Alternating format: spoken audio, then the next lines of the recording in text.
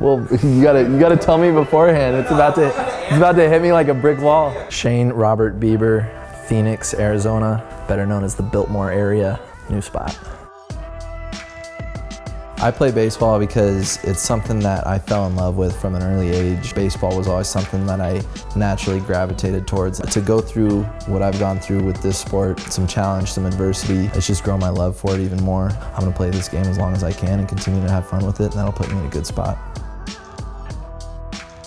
But I was a bit of a late bloomer, and so a lot of guys passed me up as I wasn't throwing 90. I guess that's the number in high school, at least when I was being recruited to go to college. 90 miles an hour is the number that scouts are looking for to draft you in pro ball or to, offer you a Division I scholarship, whatever it is, and I wasn't hitting 90 miles an hour. 87, 88 might be a little bit generous. Anyways, end up electing to accept Santa Barbara's proposal as a preferred walk-on. I wasn't Rudy or nothing. I wasn't coming on out of nowhere. They offered me a spot. I knew that Santa Barbara was the school that I wanted to go to, no matter what, I played baseball or not. So I was like, wait, so you get me into school?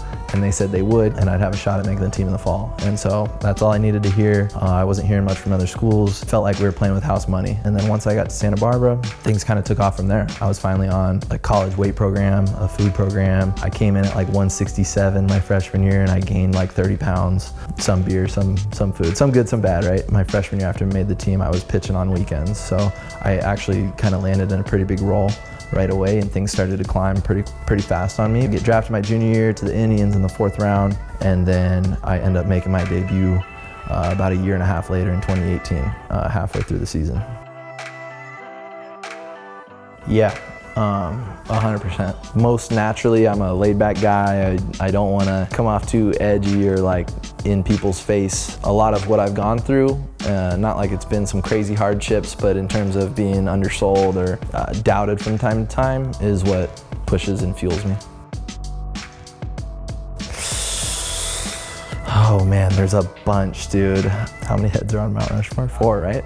Pedro Martinez, Ken Griffey Jr., Tony Gwynn, and Doc Holliday, Roy Halladay. I want to say my hook, but I also want to say my heater, but it's not my heater, it's my hook. Shane Bieber. Shane Bieber. Shane Bieber. Chicks dig the fastball. Chicks dig the fastball, bro. We were just talking about that today, actually. Okay, Thank you. That's actually why I laughed, because you were like, you're there again, yeah.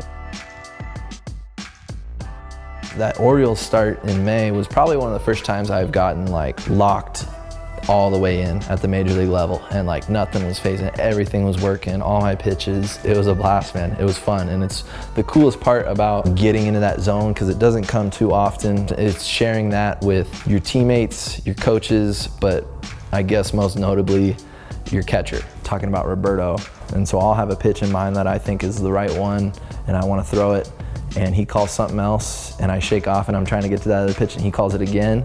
I'm like, you got it, bro. Like, I trust him, and it's a fun thing to be able to trust him with stuff like that, because he's one of the best. Yeah, you're putting the ball in a play with every pitch you throw. And the special thing about that is you can make it a great day or you can make it a terrible day. Once that ball leaves your hand, there's not much you can do about it. No matter how athletic, how strong, how explosive you are, and what kind of numbers you put up, that ball leaves your hand. Next thing you know, the hitter's either smacking it or swinging and missing or taking, whatever it may be. So it's kind of out of your control. I guess that's one of the beautiful intricacies about the sport and the position. I was a bit over the top in college, and I had like some crazy routine, and it's my start day that day. Like, don't talk to me, don't mess with me. I was like way over the top looking back, and I get to pro ball. I'm throwing every 5th day. We're playing 162 games in the season. I was like, that's exhausting if I'm doing it like that, you know? So nowadays I am extremely routine oriented in the way that I get my body going. But in terms of like superstitions and stuff like that, I try and keep it pretty loose and listen to music. I don't shy away from conversation on my start days too much. Try and keep it loose and fun.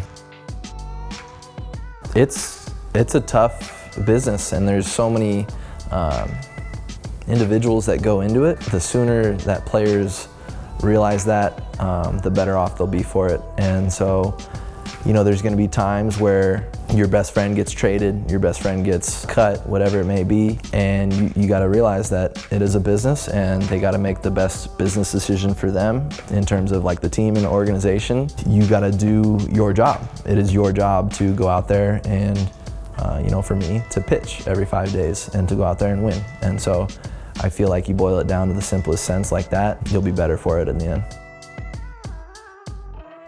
Probably go LBJ, not just for what he's doing on the court, obviously incredible generational talent, one of the best ever, but I guess I'm a little bit more familiar with what he does charity-wise, and donation-wise, and how much he does for a city and a community, because he was born in Akron, Ohio, which is where our AA program is with the Cleveland Indians. It seems that he is extremely prideful of his legacy off the court, probably more than he is on the court.